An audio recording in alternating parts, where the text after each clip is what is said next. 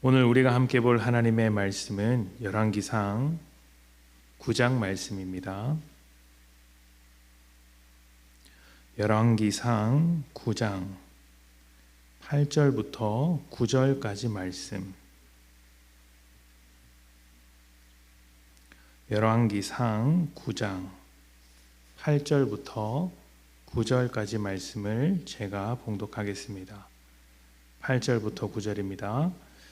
이 성전이 높을지라도 지나가는 자마다 놀라며 비웃어 이르되 여호와께서 무슨 까닭으로 이 땅과 이 성전에 이같이 행하셨는고 하면 대답하기를 그들이 그들의 조상들을 애굽 땅에서 인도하여 내신 그들의 하나님 여호와를 버리고 다른 신을 따라가서 그를 경배하여 섬김으로 여호와께서 이 모든 재앙을 그들에게 내리심이라 하리라 하셨더라. 아멘. 솔로몬이 성전과 왕궁 공사를 다 마치고 하나님께 기도를 드렸습니다. 그리고 하나님은 그러한 기도에 응답하시듯이 솔로몬에게 자신의 이름을 성전에 두시겠다고 하시면서 마음과 눈을 주목해서 바라보겠다고 하셨습니다.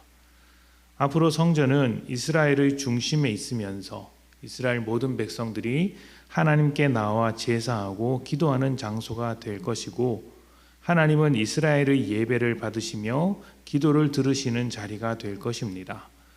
다시 말하면 이스라엘 백성 중에 거룩한 장소로 세워진 것입니다.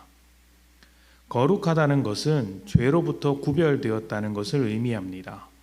모든 사람이 죄인이며 죄가 다스리는 세상이지만 그 속에서 남다르게 살아가면 구별된 사람, 거룩한 사람이라고 부를 수 있는 것이죠. 그래서 우리가 거룩할 수 있는 유일한 방법이 하나님께 있는 것입니다. 죄인을 구원하시며 하나님의 성품과 통치를 따라서 살아갈 수 있도록 인도해 주시는 하나님의 은혜가 우리를 세상으로부터 구별하게 만들어서 거룩한 삶을 살아갈 수 있게 이끌어준다는 것입니다. 성전도 그렇습니다. 성전이 거룩하다는 것은 성전 그 자체가 특별한 위치에 있거나 아주 대단한 위용을 자랑하기 때문이 아닙니다. 세상 그 어떤 장소라 할지라도 특별한 장소, 특별한 건물은 존재하지 않습니다. 성경은 특별하고 거룩한 지역을 따로 구별하지 않습니다. 그도 그럴 것이 세상을 만드신 분이 누구이겠습니까? 하나님 아니십니까? 하나님이 지으시고 통치하는 모든 세상이 거룩한 것입니다. 다만 지금은 죄가 다스리고 있으니, 죄로 인해 통치를 받고 있으니 그 거룩함을 잊어버린 것이죠. 성전이 거룩한 이유는 그곳에서 하나님을 만나기 때문입니다. 하나님께서 그곳에 이름을 두셨기 때문입니다. 하나님 때문이죠. 세상 모든 곳도 마찬가지입니다. 땅도 마찬가지죠. 하나님께서 그곳에서 임하시면 그 땅이 거룩한 땅이 됩니다. 지금 이스라엘이 살고 있는 가나안 땅을 생각해 보시면 됩니다. 가나안 땅은 원래 가나안 원주민들이 우상과 함께 살던 땅이었습니다. 죄로 가득한 땅이었고 부정하고 타락한 땅이었습니다. 그러나 그 우상을 몰아내고 하나님과 함께 살아갈 때 거룩한 땅이 되었던 것이죠. 성전 공사를 다 마친 솔로몬에게 하나님께서 하신 당부는 항상 동일했습니다. 하나님의 말씀대로 살라는 것이죠. 그리고 그렇게 살지 않았을 때, 말씀대로 살지 않았을 때 성전이 여전히 존재할지라도 말씀을 따라 살지 않았을 때 어떤 결과를 당하게 될 것인지를 오늘 말씀을 통해서 말씀해 주셨습니다. 실패와 멸망의 길을 걷게 될 것이며 세상으로부터 비웃음을 당한다는 것입니다. 많은 그리스도인들이 세상으로부터 조롱을 당하기도 하고 반대를 당하기도 합니다. 비웃음을 사기도 하죠. 왜 그럴까요? 오늘 말씀에서 그 이유를 찾아볼 수 있다고 생각을 합니다. 세상이 하나님의 살아계심을 알지 못하고 하나님의 자녀인 우리를 조롱하는 이유가 여러 가지로 많이 있겠지만 그 중에서 가장 큰 이유가 있다면 그리스도인조차 자기들이 고백하고 있는 하나님의 뜻을 따라 살고 있지 않기 때문입니다. 하나님의 자녀도 하나님이 없는 것처럼 살아가는데 세상은 오죽하겠습니까?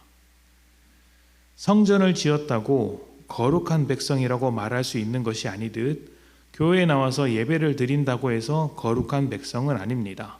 거룩하게 만드시는 분은 하나님이시죠.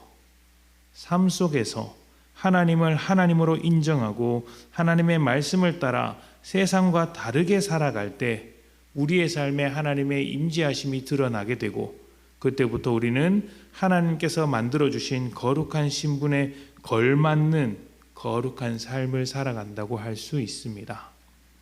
감사한 일은 우리의 거룩함을 하나님께서 먼저 시작하셨기 때문에 우리가 거룩하게 살아가지 못할지라도 여전히 우리는 하나님의 품 안에서 거룩한 하나님의 자녀입니다. 다만 세상이 우리를 통해 하나님을 알지는 못합니다. 그리고 그러한 우리를 조롱할 뿐만 아니라 하나님을 조롱할 것입니다. 자기 백성도 말을 안 듣는데 우리가 왜 하나님의 말을 들어야 하느냐고 말입니다. 하나님의 입장에서는 이런 모습들이 참 굴욕적이지만 그럼에도 하나님은 그 모든 굴욕을 견디시며 여전히 우리의 삶을 위해 우리를 거룩하게 만들기 위해 꾸준히 일하시고 말씀해 주십니다. 그 말씀 앞에서 그 일하심 앞에서 붙들려 살아가야 할 우리는 말씀을 중심에 두고 살아가야 하겠죠. 하나님과 함께 살아갈 때 거룩한 백성입니다. 하나님은 언제나 우리와 함께 계십니다. 그러니 이제는 우리가 하나님과 함께 살기를 바라면서 주의 뜻을 구하는 인생이 되어야 할 것입니다. 여러분은 하나님과 함께 살기를 바라십니까? 언제나 하나님의 뜻을 쫓아서 믿음으로 살아가는 복된 여러분들이 되시기를 축복합니다. 함께 기도하겠습니다.